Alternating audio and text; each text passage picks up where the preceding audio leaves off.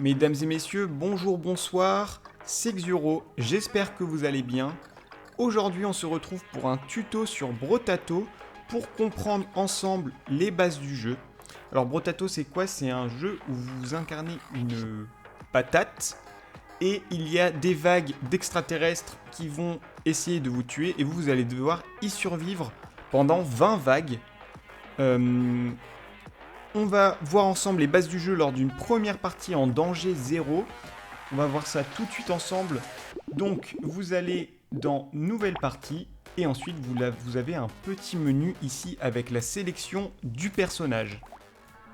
Au début, vous aurez 10 personnages différents, mais je vous conseille fortement de jouer avec l'équilibré qui sera beaucoup plus simple à prendre en main. Puis en réalisant certains défis, vous allez pouvoir débloquer de nouveaux personnages. Par exemple, moi pour l'instant il m'en reste 3 que je n'ai pas débloqués. Celui-ci, il faut que je gagne une partie en danger 5. Donc on va sélectionner le personnage équilibré. Comme vous avez vu, il a des statistiques de base. Donc il commence avec 5 PV max, 5% de vitesse et 8 de récolte. On va voir ça ensemble en partie. Et au début, on peut lui choisir une arme. Chaque arme a des caractéristiques qui lui sont spécifiques. Et ils ont des petits noms, enfin des petites, des groupements. Par exemple, le bâton, c'est un groupement primitif. Le couteau, c'est précis. Le poing, c'est main nue. La massue cactus, c'est primitif et lourd. Le silex fantôme, c'est éthéré. La clé plate, c'est outil. La lutte, c'est musical support. Le pistolet, c'est arme à feu, etc., etc. Chacune des armes sont dans un certain groupe. Et bien évidemment, ce groupe est souvent lié à des spécificités qui lui sont propres. Donc on va faire une game assez simple en commençant en pistolet mitrailleur. Comme je vous ai dit, il y a plusieurs dangers dans le jeu. Donc danger 0, danger 1, danger 2, danger 3, danger 4, danger 5. Plus le danger augmente, plus la partie est difficile. Lorsque vous allez commencer le jeu, de toute façon vous pourrez jouer qu'en danger 0, puis 1, puis 2, puis 3, puis 4, puis 5.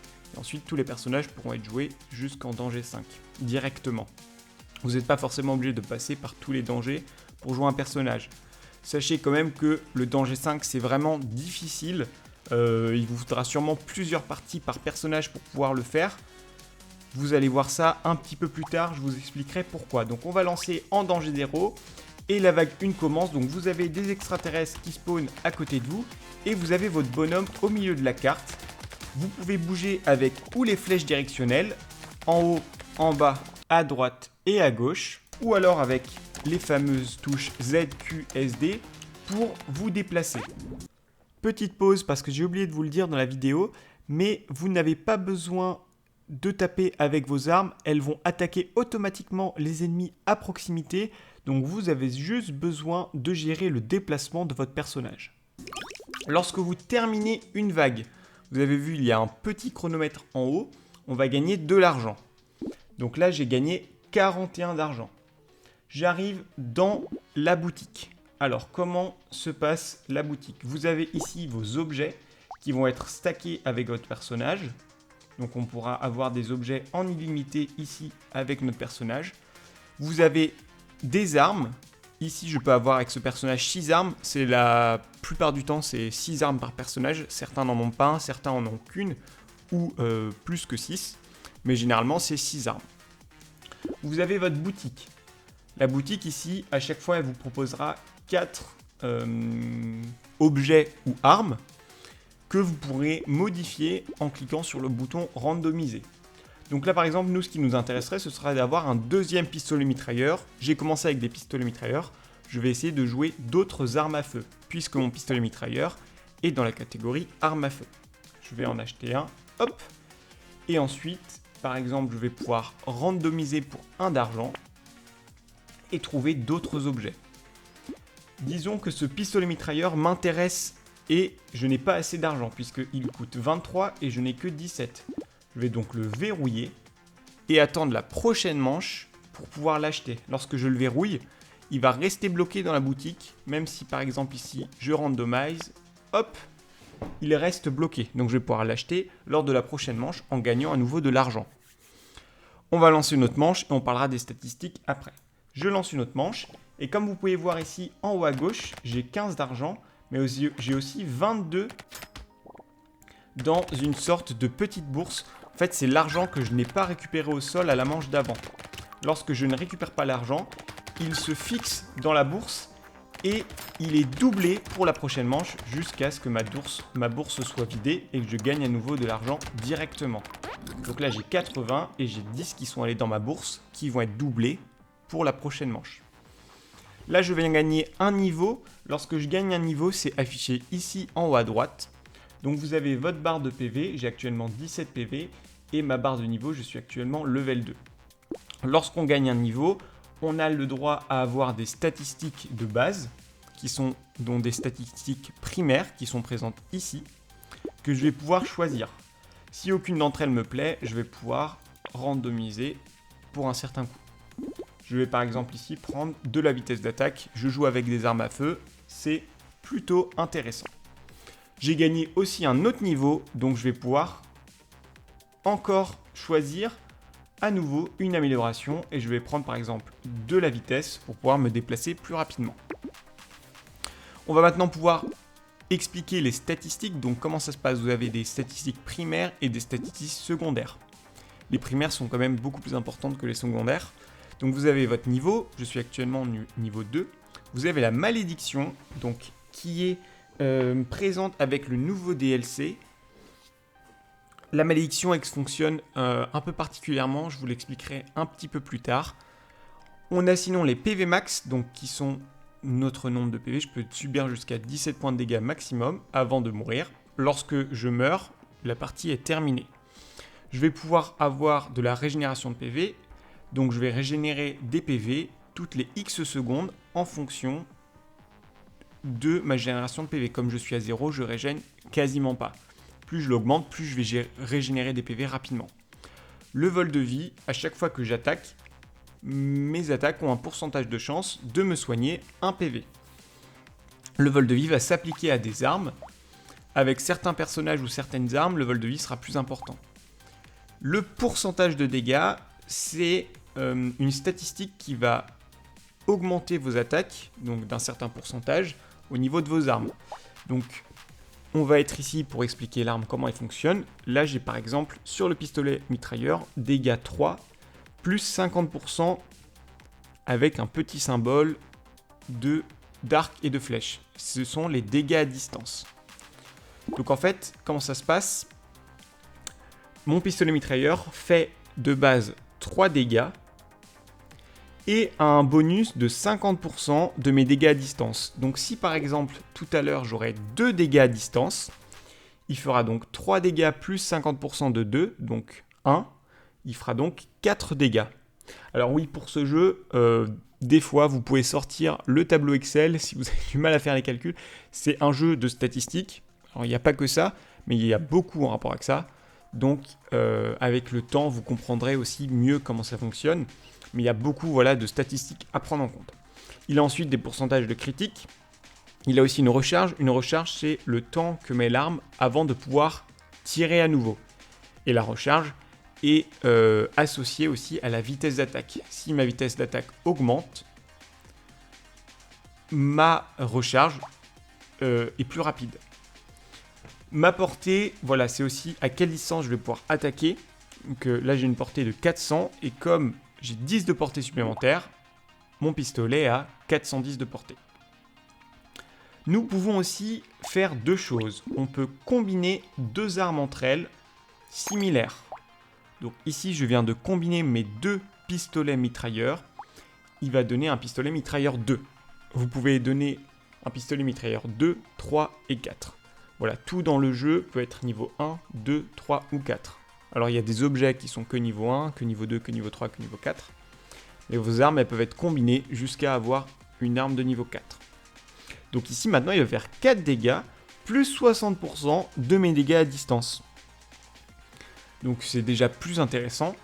Et surtout, ensuite, tout ça, donc mes 4 dégâts plus mes 60% de dégâts à distance, donc ici 0, donc c'est 4 dégâts, seront affectés ensuite à la fin par un pourcentage de dégâts supplémentaires. Donc si j'ai 10% de dégâts supplémentaires, ça fera 4 plus 10%, 4,4 dégâts. Je vais ensuite continuer ici. Vous avez donc des dégâts en mêlée, des dégâts à distance et aussi des dégâts élémentaires. Certaines armes font des dégâts élémentaires et donc le pourcentage de dégâts élémentaires sera ajouté à leurs dégâts de base. Vous avez donc la vitesse d'attaque qui fait augmenter la rapidité d'attaque de vos armes, les chances de critique qui vous donnent des pourcentages de chances d'infliger des critiques. Donc les critiques sont marquées ici. Par exemple, mon critique il fait x 1,5 dégâts de plus. Ensuite, l'ingénierie. L'ingénierie, c'est un peu particulier, c'est lorsqu'on joue des structures. Lorsqu'on joue des structures, les structures sont affectées par l'ingénierie. Et les structures ne sont pas affectées par les dégâts primaires, en dehors de l'ingénierie, mais par les dégâts secondaires qu'on verra plus tard. J'ai ensuite la portée, donc qui augmente la portée d'attaque, donc au lieu que ce soit 400, c'était 410. Par contre, c'est 2 fois moins efficace sur les armes de mêlée et ça augmente leur temps de recharge, c'est-à-dire que ça va diminuer, ça va augmenter leur temps de recharge et donc diminuer le nombre de fois qu'elles vont taper. Par contre, elles vont taper de plus loin.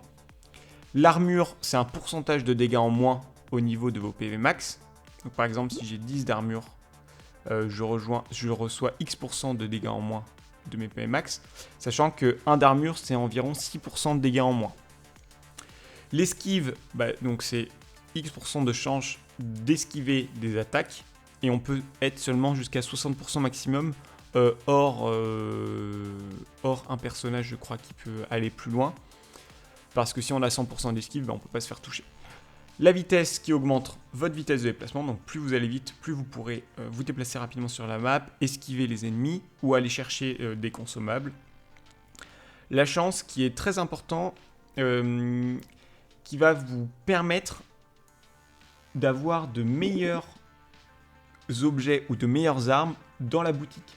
Donc là par exemple j'ai un pistolet mitrailleur de niveau 1, une déchiqueteuse 1, une cicatrice qui est un objet de niveau 1, et un drapeau blanc qui là est un objet de niveau 2. Donc il est meilleur, et je peux aussi avoir des objets de niveau 3 ou de niveau 4. Lorsque j'ai plus de chance, je vais avoir des objets de meilleure qualité dans ma boutique, et lorsque je gagne un niveau, je vais aussi avoir de meilleures propositions de statistiques de base.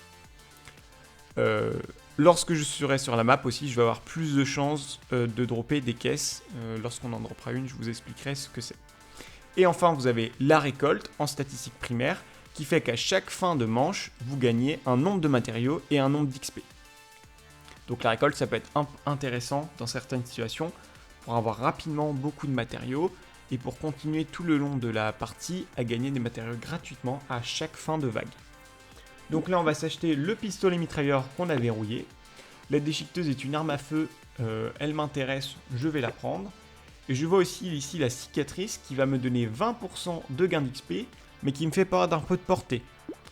C'est comme ça, il y a beaucoup d'objets qui vont vous donner des choses positives et des choses négatives. Moi, la portée, ça m'intéresse, mais quand même, comme on est en début de partie, gagner plus d'expérience, ça va me permettre d'avoir plus de niveaux et donc de gagner plus de statistiques de base, ce qui m'intéresse quand même beaucoup. On va partir en nouvelle vague. Et là voilà, pareil, il y a des extraterrestres qui vont apparaître et on va devoir se battre et résister le plus longtemps possible. Donc pensez bien à aller chercher au mieux et au maximum les petites boules vertes qui vont vous donner, donc, comme je vous ai dit, de l'argent et de l'XP. Et vous avez vu, il y a des arbres qui apparaissent parfois. Les arbres vont vous lâcher des fruits. Lorsque je marche dessus, je regagne des points de vie. Alors là, comme j'ai 19 points de vie sur 19, je ne regagne pas.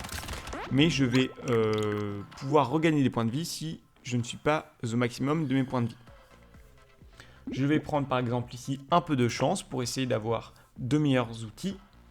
Et je vais prendre par exemple de la vitesse d'attaque. Hop, on arrive dans la boutique. Je regarde un petit peu les outils et les armes. La massue cactus, c'est du primitif et du lourd, ça ne m'intéresse pas forcément. L'abeille paisible, 4 d'esquive, 4 de récolte. C'est intéressant, mais je perds un dégât en mêlée et un à distance. Donc je ne vais pas forcément la prendre. La boue toxique, elle me donne 2 dégâts élémentaires, mais moins 2 d'esquive. Avec mes armes, pour l'instant, ça ne m'intéresse pas. Et le gâteau, il me donne 3 PV max et moins de dégâts. En fonction de comment vous jouez, ça peut être intéressant. On va le prendre pour s'ajouter un petit objet. Ensuite, on a encore assez d'argent et le coût de randomisation est pas très cher, donc je vais randomiser. Et on a un pistolet mitrailleur 2 directement, donc qui nous intéresse fortement, on n'a plus assez, donc on le verrouille. On a aussi un petit revolver qui est une arme à feu ou un pistolet laser. Moi je vais partir sur le revolver, ça m'intéressera quand même d'avoir le pistolet laser, donc je vais le verrouiller. Au début, c'est souvent très important et très fort d'avoir beaucoup d'armes, donc d'être au maximum, d'être à 6 sur 6, pour pouvoir tuer beaucoup d'extraterrestres et avoir le maximum d'argent. Et ensuite, on peut aussi revendre des armes. Donc disons que le revolver finalement ne m'intéresse plus ou que je n'aurai plus de place au niveau de mes armes, je vais pouvoir le recycler. Lorsque je recycle, là je vais gagner 7 d'argent et il ne sera plus disponible dans mes armes. Sachez que les objets ne peuvent pas être recyclés. Lorsque vous achetez un objet, c'est terminé. On va faire un petit tour rapidement sur les statistiques secondaires. Donc là, il y en a beaucoup. On va peut-être pas toutes se les faire. Mais comme je vous l'ai dit, au niveau de l'ingénierie, on va pouvoir poser des tourelles. Les tourelles vont être affectées par les statistiques secondaires. Donc dans les statistiques secondaires, vous avez du soin des consommables. Donc je vous dis les petites nourritures que vous avez avec les armes, soin des matériaux, du gain d'XP, de la portée d'attraction. Ça va vous permettre d'attirer les petites boules vertes vers vous. Le prix des objets qui peut être moins cher, des explosions, donc il y a des armes qui vont faire des explosions, vous aurez des dégâts d'explosion supplémentaires, des tailles d'explosion, vous pouvez faire des rebonds ou de la perforation avec les balles, et aussi du pourcentage de dégâts de perforation, vous pouvez faire plus de dégâts contre les boss, vous pouvez augmenter la vitesse d'attaque des structures, vous avez des armes élémentaires comme la baguette, qu'on va se prendre par exemple, qui va mettre inflige 3 x 3 plus 100% de dégâts élémentaires, de dégâts de brûlure. En fait, les dégâts élémentaires, c'est de la brûlure. Et donc, on peut augmenter la propagation des brûlures, augmenter la rapidité des brûlures. On a aussi les armes qui peuvent pousser. Quand ils poussent, les ennemis reculent lorsqu'ils sont touchés. On peut avoir des randomisations qui sont gratuites. On peut avoir plus d'arbres, plus d'ennemis, plus de vitesse d'ennemis. Et on peut jouer sur le prix de randomisation. Toutes ces statistiques secondaires, c'est pas celles qui sont le plus modifiées souvent dans vos parties, mais elles peuvent être très importantes à certains moments en fonction des personnages que vous jouez. Nous, on n'a plus d'argent, on a nos 2 armes qui sont verrouillées, on va partir en vague 4. Et comme vous avez vu, le personnage au milieu, il est modifié par les objets que j'achète, ils vont se greffer sur eux au fur et à mesure de la partie. Et du coup, à la fin, votre personnage ne ressemblera à rien du tout, et c'est assez marrant. Plus les vagues passent, plus les ennemis sont différents, plus ils vont être forts. Par exemple, ce petit ennemi me balance des boules. Si je me fais toucher, hop, je prends des dégâts. Je ramasse le fruit et je régène à nouveau des points de vie. Je vais essayer de détruire l'arbre pour me régénérer. Hop. Et je bouge lorsque j'ai besoin ou en continu en fonction pour pouvoir éviter les ennemis et aller chercher les kills. Je viens de gagner un niveau. Et là, par exemple, il me propose 4 améliorations de niveau 2. Sachez que quand vous avez 4 améliorations de même niveau dans la boutique, vous pouvez randomiser. Vous aurez toujours ce même niveau. Vous aurez toujours 4 autres améliorations de même niveau. Donc si vous cherchez spécifiquement quelque chose, ça peut être intéressant de randomiser. Faites attention parce que plus vous randomisez, plus ça coûte cher. Donc là, nous, par exemple, on va se prendre des dégâts. Ensuite, on a 10 de chance. C'est toujours intéressant d'avoir de la chance, surtout au début.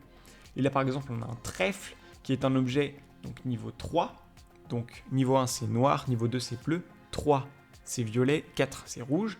Qui me donne 20 de chance et 6 d'esquive, mais moins 2% de vol de vie. Clairement, on ne joue pas vol de vie pour l'instant. Donc le trèfle est très intéressant. On va le prendre tout de suite. On prendra le pistolet mitrailleur la manche d'après. Sachez que certaines statistiques primaires peuvent être en négatif, d'autres non. Par exemple, l'armure. Là, je reçois 0% de dégâts en moins. Si j'ai de l'armure en négatif, je vais recevoir des dégâts en plus. Alors qu'à l'inverse, l'esquive, si j'ai de l'esquive en négatif, je ne vais pas me prendre des coups supplémentaires. La vitesse, je me déplace plus vite. Si j'ai moins de vitesse, je me déplace plus lentement. Quoi d'autre ? La régénération de PV. elle ne peut pas être négative, je crois. Le vol de vie ne peut pas être négatif. Les dégâts, si vous êtes en négatif, vous infligez moins de dégâts en plus. Donc si j'ai moins 10, ben j'inflige 10% de dégâts en moins. Au niveau de la vitesse d'attaque, pareil, mes armes attaquent moins vite, je crois. Change de critique, ça ne change rien. Et pour le reste, la récolte, pareil, ça peut être en négatif. Vous pouvez avoir moins de matériaux, vous perdre des matériaux toutes les manches. Donc je vous invite à regarder, lorsque vous êtes sur les statistiques primaires, à regarder ce qui se dit quand vous êtes en négatif ou pas. Au niveau des malédictions, on l'a pas dit, donc je vais vous expliquer ça. La malédiction, c'est le nouveau DLC qui a sorti maintenant il y a quelques semaines, je crois, ou quelques jours. Au moment, dans une manche, un ennemi un peu spécial va apparaître avec un œil sur lui. Lorsque vous le tuez, vous aurez 1 de malédiction. Plus vous avez de malédiction, ici en statistique, plus vous avez des objets maudits qui vont apparaître dans la boutique. Les objets maudits seront affectés par des petits traits violets au milieu. Les objets maudits seront beaucoup plus forts, auront des stats beaucoup plus importantes, mais vous donneront des malédictions. En compensation, plus vous avez de malédictions, plus des ennemis maudits apparaîtront dans vos vagues. Donc les ennemis maudits, ils ont un contour violet et ils sont plus forts que les ennemis de base. Donc c'est un peu du pari gagnant. J'ai des armes plus fortes, j'ai des objets plus forts qui me donnent plus de statistiques. Cependant, j'ai des ennemis plus coriaces en face. Après, c'est à vous de voir en fonction de votre build, en fonction du personnage que vous jouez, en fonction de comment se passe la game, si vous avez envie de jouer maudit ou pas. Sachez que quand vous avez 1, 2 ou 3 de maudits, il se passe rarement, vous avez rarement beaucoup d'ennemis maudits dans votre game et vous avez rarement beaucoup d'objets maudits qui vous sont proposés dans le shop.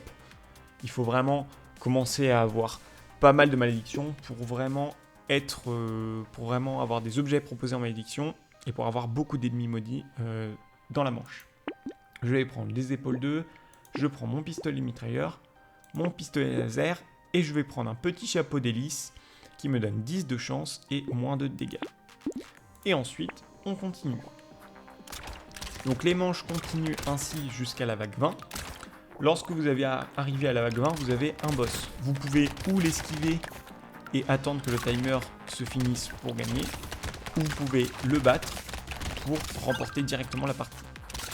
Vous avez aussi un mode disponible qui est le mode sans fin. Le mode sans fin vous permet d'aller au-delà de la vague 20, pouvoir continuer à jouer. Sachez juste que les vagues sont très très vite beaucoup plus difficiles et surtout vous n'avez plus de récolte. Du coup, il est de plus en plus difficile d'avoir de l'argent. Donc souvent, vous ne tiendrez pas très longtemps. Mais il est possible quand même d'aller loin. Et puis je sais qu'il existe des builds spécifiques pour pouvoir tenir longtemps dans le temps. Donc nous, la citrouille plus 15 dégâts de perforation ne peut pas dépasser les dégâts de base. Ça peut être intéressant parce que certaines armes à feu font des dégâts de perforation. On va la prendre. Alors l'objet trouvé, c'est quoi? C'est une caisse que j'ai ramassée pendant la manche, qui est apparue lorsque j'ai tué un arbre.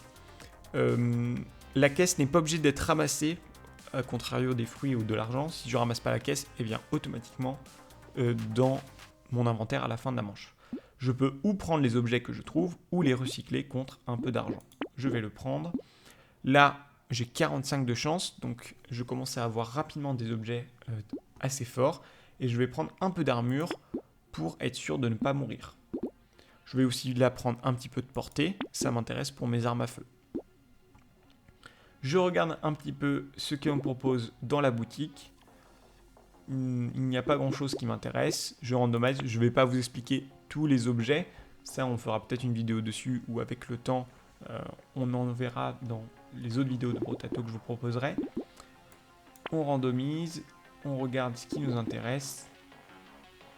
Plus 1 dégât à distance, moins 5 de portée, ça peut nous intéresser. La portée, on en trouve très régulièrement et beaucoup. Et on va se prendre, allez, peut-être une petite tourelle qui va venir nous aider dans notre combat. On randomise encore une fois, c'est pas très cher et on trouve un pistolet niveau 3. Je veux l'acheter, mais je n'y arrive pas. Parce que j'ai 6 armes sur 6. Je vais devoir essayer de combiner une des armes présentes. La seule possible, c'est le pistolet mitrailleur 2 avec l'autre. Je le combine, ça me donne un pistolet mitrailleur 3. J'achète mon pistolet. On est bon. Et on part pour une nouvelle vague. Ma petite tourelle est apparue ici. Donc elle va tirer sur les ennemis lorsqu'ils s'approchent trop. Et bien évidemment les tuer en fonction des points de vie qu'ont les ennemis. Au niveau des ennemis, j'en ai pas parlé, vous les découvrirez avec le temps. Il y a pas mal de boss différents, je crois une dizaine, peut-être un peu moins. Et au niveau des ennemis, donc il y a ceux de base qui sont un peu de la chair à canon. Il y en a qui vont vous courir dessus. Il y en a qui vont vous esquiver.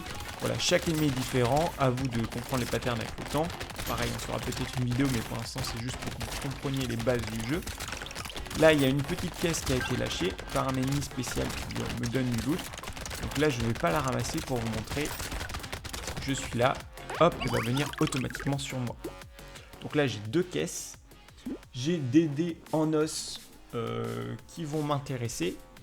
Ils me donnent 50% de chance d'obtenir un dégât lors d'une randomisation dans la boutique. Par contre, j'ai 10% de chance de perdre un PV. C'est toujours intéressant à prendre par rapport à mon gameplay. Et la balle tranchante, mes projectiles perforent une cible supplémentaire, on va la prendre. J'ai un niveau supérieur, donc là, ce qui est pas mal, c'est que j'ai 4 améliorations de niveau 3, donc je peux randomiser et avoir encore 4 améliorations de niveau 3. On va se prendre un peu de portée. Je veux prendre la déchiqueteuse qui m'intéresse beaucoup, mais j'ai pas de place, donc je vais recycler ma baguette, acheter la déchiqueteuse. Et je vais prendre le pistolet, j'ai pas de place, sauf que je préfère ces armes là, donc on va randomiser. Un petit pistolet laser.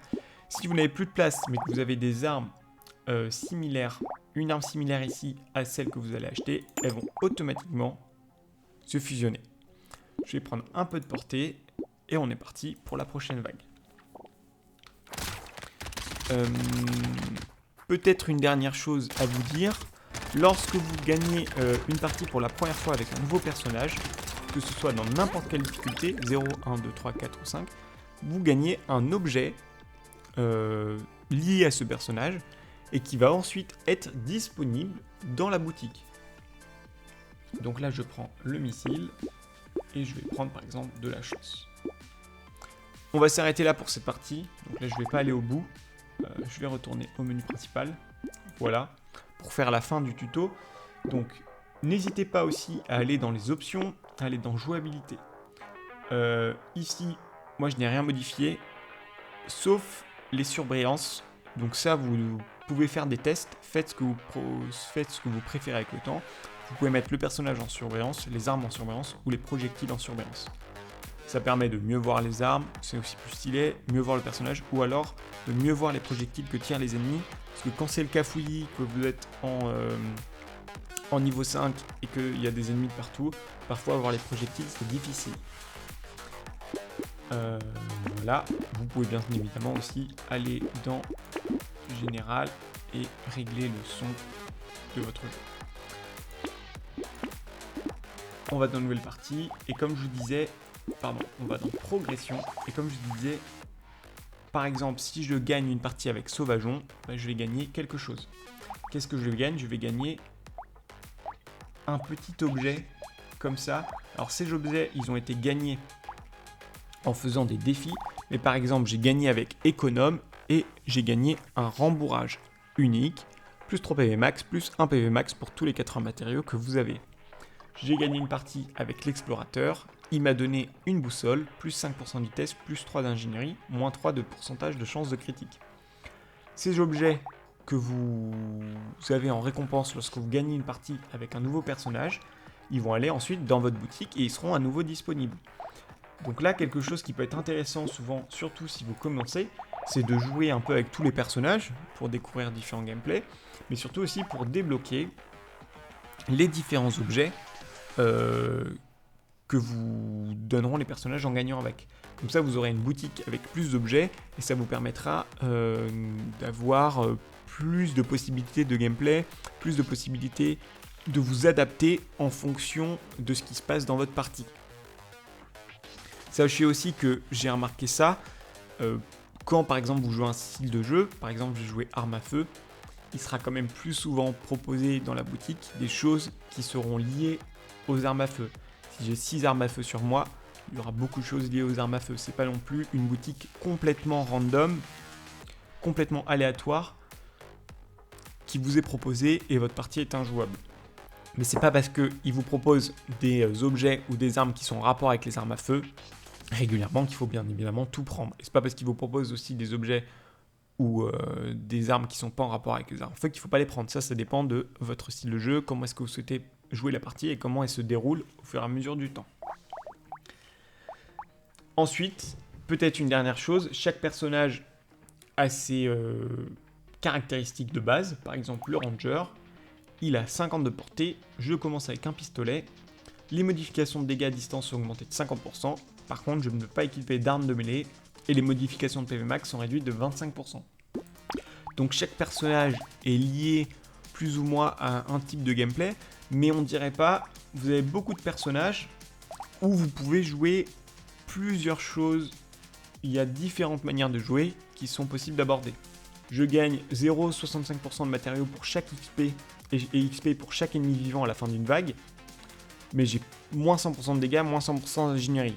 Donc je me suis dit avec ce perso, ok, il faut juste fuir en continu, gagner de l'XP et jouer des armes qui repoussent ou qui stoppent les ennemis. En fait, pas du tout. Il faut sûrement le jouer d'une manière différente. Voilà, vous avez plein de personnages avec des statistiques de base différentes. Et souvent, en fait, c'est plus compliqué que prévu. J'espère en tout cas que ce tuto vous a plu. Si il y a des choses que j'ai manquées autres, n'hésitez pas à m'en parler. Une dernière chose peut-être dont je n'ai pas parlé, au niveau du DLC, sachez qu'on peut jouer donc en zone de crash ou en abysse. L'abysse, c'est le terrain de jeu de la nouvelle, du nouveau DLC. Les abysses, qu'est-ce que ça apporte? Ça apporte plus de difficultés déjà, et les ennemis sont différents que les ennemis dans la zone de crash. Il y a aussi un mode coopératif que je n'ai pas testé, qui je crois est très fun et très bien. Si vous avez un ami avec qui jouer, n'hésitez pas à tester et à me dire ce que vous en pensez. Et sinon, je crois qu'on est à peu près bon. On va se faire plusieurs gameplays sur la chaîne avec plein de styles de jeux différents. Parce qu'il y a vraiment des grandes différences de comment jouer entre armes à feu, armes de mêlée, élémentaire, ingénierie. Ingénierie, c'est très spécifique. Et après, il y a des persos qui sont vraiment, comme je dis, what the fuck. Genre le roi, je crois que vous avez plus de 25% de vitesse d'attaque pour chaque arme de grade 4 que vous avez. Du coup, il faut essayer d'avoir le plus d'armes de grade 4 rapidement. Mais en fait, si je n'ai pas d'armes au début, c'est très difficile. Donc il faut tenir au début. Il y en a où il faut tenir à la fin. Il y a des persos comme celui-là par exemple qui n'a pas d'armes. Donc en fait, il faut jouer hyper différemment que le reste. Voilà, il y a vraiment plein de personnages différents. C'est très rigolo. Et il y a plein de styles de jeu différents. N'hésitez pas à passer sur Twitch. Je vais streamer pas mal de Brotato. Je stream aussi d'autres jeux. Et voilà, j'espère que ça vous a plu. C'était Xuro, et puis on se dit à la fois prochaine. Et ciao ciao.